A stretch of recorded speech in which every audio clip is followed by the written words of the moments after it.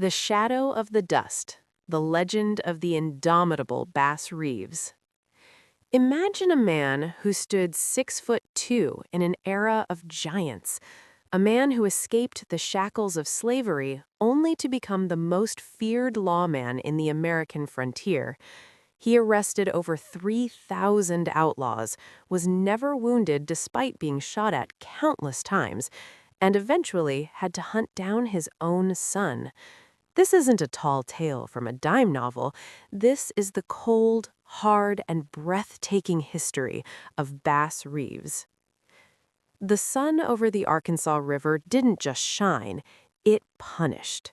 In the summer of 1862, the air was a thick blanket of humidity and gunpowder. Bass Reeves stood in the tall grass, his breath shallow, listening to the thundering hooves of Confederate horses in the distance.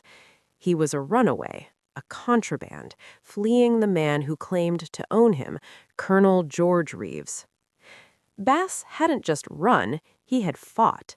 After a dispute over a card game turned into a physical altercation where Bass laid out the colonel with his bare fists, he knew the only path left was the wilderness.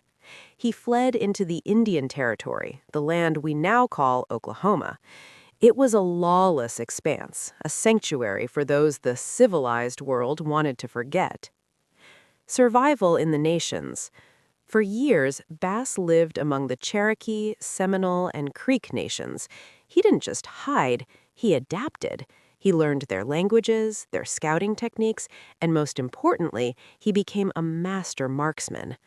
He discovered that a rifle wasn't just a tool for hunting, it was an extension of his own will. By the time the Civil Subscribe for my channel. Thank you for watching.